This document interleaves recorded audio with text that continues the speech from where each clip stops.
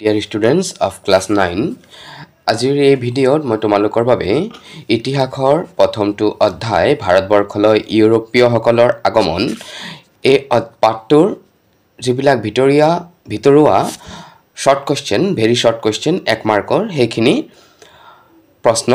তাৰ লগতে ডিসকাশনৰ মাজেদি মই উত্তৰসমূহ জনাই যাম আশা কৰো ভিডিঅ'টো তোমালোকে ভালে পাবা প্ৰথমটো প্ৰশ্নটো দিছে কিমান খ্ৰীষ্টাব্দত তুৰ্কীসকলে কনষ্টান্টিনোপল যাক বৰ্তমান ইস্তানবুল নামেৰে জনা যায় দখল কৰে শুদ্ধ উত্তৰটো হ'ব 1453 খ্ৰীষ্টাব্দত কোনজন পৰ্তুগীজ নাবিকে আফ্ৰিকা মহাদেশৰ উত্তৰ দিশত অৱস্থিত উত্তমাখা অন্তৰীপত উপস্থিত হৈছিল শুদ্ধ উত্তৰটো হ'ব বাৰ্থলমিউ ডিয়াজ 1498 খ্ৰীষ্টাব্দত কোনজন পৰ্তুগীজ নাবিক দক্ষিণ ভাৰতৰ কালিকট বন্দৰত উপস্থিত হৈছিল শুদ্ধ উত্তৰটো হ'ব ভাস্কো দা গামা কিমান খ্ৰীষ্টাব্দত আৰু কোনজন ইংৰাজ নাবিকে জলপথেৰে পৃথিৱী প্ৰদক্ষিণ কৰিবলৈ সমৰ্থবান হৈছিল উত্তৰটো হ'ব 1580 খ্ৰীষ্টাব্দত ফ্ৰান্সিছ ড্ৰেক 1582 খ্ৰীষ্টাব্দত কোনজন ইংৰাজ নাবিকে ভাৰত আৰু ব্ৰহ্মদেশ ভ্ৰমণ কৰি সমগ্ৰ ইংৰাজ জাতিৰ বাবে গৌৰৱ কঢ়িয়াই আনিছিল শুদ্ধ উত্তৰটো হ'ব ৰাল্ফ ফিটচ কোনজন ইংৰাজ নাবিকে ইংলেণ্ডৰ ৰাণী এলিজাবেথৰ পৰা এখন অনুৰোধ পত্ৰ লৈ প্ৰথমবাৰৰ বাবে ভাৰত ভূমিত প্ৰৱেশ কৰিছিল শুদ্ধ উত্তৰটো হ'ব 1599 খ্ৰীষ্টাব্দত জন মিল্ডেন হলে ইংলিছ ইষ্ট ইণ্ডিয়া কোম্পানী কেতিয়া গঠন কৰা হৈছিল শুদ্ধ উত্তৰটো হ'ব 1600 খ্ৰীষ্টাব্দত পৰৱৰ্তী প্ৰশ্ন আগ্ৰাত পদাৰ্পণ কৰা প্ৰথমজন ইংৰাজ কোন আছিল তেখেত আছিল উইলিয়াম হকিংছ পৰৱৰ্তী প্ৰশ্ন ইংলেণ্ডৰ কোনজন ৰজাই কাক বিয়া কৰাই বোম্বাই চহৰ যৌতুক হিচাপে লাভ কৰিছিল এয়া হ'ব ইংলেণ্ডৰ ৰজা দ্বিতীয় চাৰ্লছে পৰ্তুগীজ ৰাজকন্যা কেথৰিনক বিয়া কৰায় জন শাৰ্মানে কোনজন মোগল সম্ৰাটক বাণিজ্যিক চুক্তিৰ প্ৰস্তাৱ আগবঢ়াইছিল শুদ্ধ উত্তৰটো হ'ব মোগল সম্ৰাট ফাৰুক শ্বিয়াৰক ইষ্ট ইণ্ডিয়া কোম্পানীৰ প্ৰথম আৰু প্ৰধান উদ্দেশ্য কি আছিল শুদ্ধ উত্তৰটো হ'ব বেহা বেপাৰ কৰা ইংৰাজৰ প্ৰথম বাণিজ্য কেন্দ্ৰটো ভাৰতৰ কত আৰু কেতিয়া স্থাপিত হৈছিল শুদ্ধ উত্তৰটো হৈছে 1611 খ্ৰীষ্টাব্দত মছলিপট্টমত কোম্পানীয়ে দ্বিতীয় বাণিজ্য কেন্দ্ৰটো কত স্থাপন কৰিছিল দ্বিতীয় বাণিজ্য কেন্দ্ৰটো আৰ্মাগাঁৱত স্থাপন কৰিছিল পিছত এই কেন্দ্ৰটোৰ নতুন নাম দিয়া হৈছিল ফৰ্ট সেন্ট জৰ্জ কোম্পানীয়ে দ্বিতীয় বাণিজ্য কেন্দ্ৰটো কত স্থাপন কৰিছিল বুলি কৈছে এইখিনি কৰা হল আৰ্মাগাঁৱৰ বাণিজ্য কেন্দ্ৰটো পৰৱৰ্তী সময়ছোৱাত কি নামেৰে জনা যায় এটো কলি অলৰেডি যে fort Saint George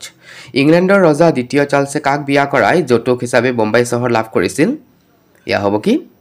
Portuguese Rajkanya Catherine পৰৱৰ্তী প্ৰশ্ন কোন তিনিখন ঠাইৰ সমষ্টি কলিকতা নগৰৰ ভেটিলৈ ৰূপান্তৰিত হৈছিল শুদ্ধ উত্তৰটো হ'ব কালীঘাট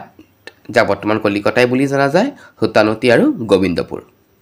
ভাৰতত ব্ৰিটিছ সাম্ৰাজ্যৰ লাইখুটা কোনে স্থাপন কৰিছিল তেখেত আছিল ৰবাৰ্ট ক্লাইভ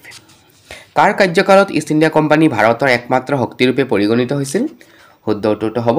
ৱাৰেন হেষ্টিংছৰ কাৰ্যকালত প্ৰেসিডেন্টৰ তলতীয়া শাসন যন্ত্ৰটোক কি নামেৰে জনা গৈছিল ইয়া হ'ব প্ৰেসিডেন্সি ব্ৰিটিছ চৰকাৰে নিয়ন্ত্ৰণকাৰী আইন কেতিয়া প্ৰণয়ন কৰিছিল ইয়া হ'ব 1773 খ্ৰীষ্টাব্দত ভাৰতত দুইখলপীয়া চৰকাৰ কোনে সৃষ্টি কৰিছিল ইয়া শুদ্ধ উত্তৰটো হ'ব 1784 খ্ৰীষ্টাব্দৰ পিটৰ ভাৰত আইনে লৰ্ড ডেলহাউজিৰ পিছত কোন ভাৰতৰ গভৰ্ণৰ জেনেৰেল পদত অধিষ্ঠিত হৈছিল শুদ্ধ উত্তৰটো হ'ব লৰ্ড কেনিং পৰৱৰ্তী প্ৰশ্ন সিপাহী বিদ্ৰোহৰ প্ৰথম শ্বহীদ কোন আছিল শুদ্ধ উত্তৰটো হ'ব মংগল পাণ্ডেৰ লগতে কাক প্ৰাণদণ্ড দিয়া হয় শুদ্ধ উত্তৰ হ'ব ঈশ্বৰ পাণ্ডে কোম্পানীৰ মুদ্ৰাৰ পৰা মোগল সম্ৰাটৰ নামটো কেতিয়া আঁতৰাই দিয়া হৈছিল শুদ্ধ উত্তৰটো হ'ব 1835 খ্ৰীষ্টাব্দত ব্ৰিটিছ সংসদে ভাৰত চৰকাৰ আইন কেতিয়া প্ৰণয়ন কৰিছিল ইয়া হ'ব 1858 খ্ৰীষ্টাব্দৰ 2 আগষ্ট তাৰিখে ভাৰতৰ শাসনৰ সৈতে প্ৰত্যক্ষভাৱে জড়িত মন্ত্ৰীজনক কি বোলা হৈছিল তেখেতক বোলা হৈছিল ভাৰত সচিব ভাৰত চৰকাৰ আইন অনুসৰি গভৰ্ণৰ জেনেৰেলক কি নতুন নাম দিয়া হৈছিল তেখেতক ভাইসৰয় নাম দিয়া হৈছিল এলাহাবাদৰ দৰবাৰ কেতিয়া আয়োজন কৰা হৈছিল ইয়া হ'ব 1858 খ্ৰীষ্টাব্দৰ 1 নৱেম্বৰ তাৰিখে ভাৰতীয়সকলৰ ঐক্যবদ্ধ চেতনাক প্ৰতিহত কৰিবলৈ ইংৰাজ শাসকে গ্ৰহণ কৰা মূল নীতিটো কি আছিল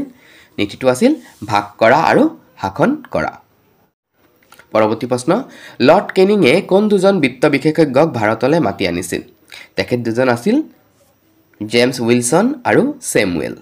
কিমান খ্ৰীষ্টাব্দত বংগ ৰাজহৰ নামৰ আইন প্ৰণয়ন কৰা হৈছিল এয়া আছিল 1859 চনত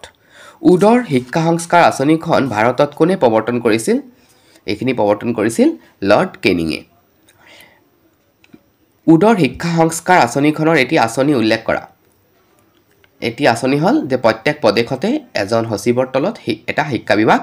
মুকলি কৰা হ'ব ব্ৰিটিছ সংসদে ভাৰত পৰিষদ আইন কেতিয়া প্ৰণয়ন কৰিছিল ইয়া প্ৰণয়ন কৰিছিল 1861 খ্ৰীষ্টাব্দত ভাৰত পৰিষদ আইনখনৰ উদ্দেশ্য কি আছিল ইয়াৰ উদ্দেশ্য আছিল যে আধুনিক প্ৰশাসন ব্যৱস্থাটোৰ সৈতে শিক্ষিত ভাৰতীয়ক চিনাকি কৰি দিয়া কোনখন আইনে আইনী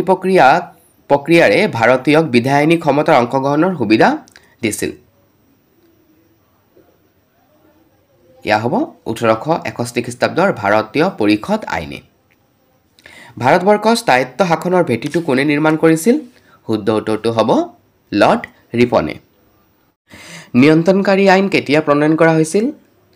এয়া হৈছিল 1793 চনত 1833 চনতে ভাৰতীয়সকলৰ বাবে কোন দুটা পদবী সৃষ্টি কৰিছিল উত্তৰটো হ'ব ডেপুটি মেজিষ্ট্ৰেট আৰু ডেপুটি কালেক্টৰ কোনখন চনতে লোকসেৱাৰ বাবে প্ৰতিযোগিতামূলক পৰীক্ষা অনুষ্ঠিত কৰাৰ নিৰ্দেশ দিছিল এয়া হ'ব কি 1853 খ্ৰীষ্টাব্দৰ চনতে পৰৱৰ্তী প্ৰশ্ন কোন চনত লোকসেৱা পৰীক্ষাত অৱতীৰ্ণ হোৱা পৰীক্ষাৰ্থীৰ সৰ্বোচ্চ বয়সৰ সীমা 21 বছৰ কৰা হৈছিল এয়া আছিল 1866 খ্ৰীষ্টাব্দত ভাৰতীয় লোকসেৱা পদবী লাভ কৰা প্ৰথমজন ভাৰতীয় কোন আছিল তেখেত আছিল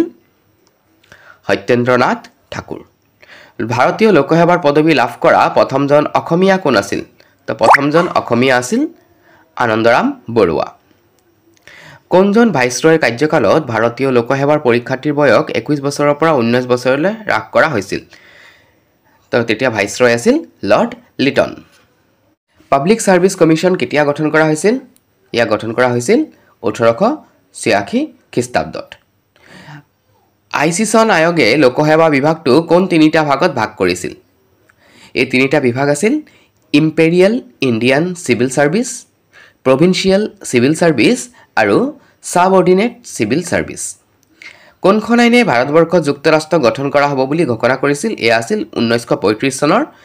ভাৰত চৰকাৰ আইন ব্ৰিটিছ চৰকাৰে লি আয়োগ কেতিয়া গঠন কৰিছিল ইয়া শুদ্ধ উত্তৰটো হৈছে 1923 খ্ৰীষ্টাব্দত তেনেহ'লে ছাত্ৰ ছাত্ৰীসকল এয়াই আছিল প্ৰথমটো লেছনৰ আমাৰ অতি চমু প্ৰশ্নৰ উত্তৰসমূহ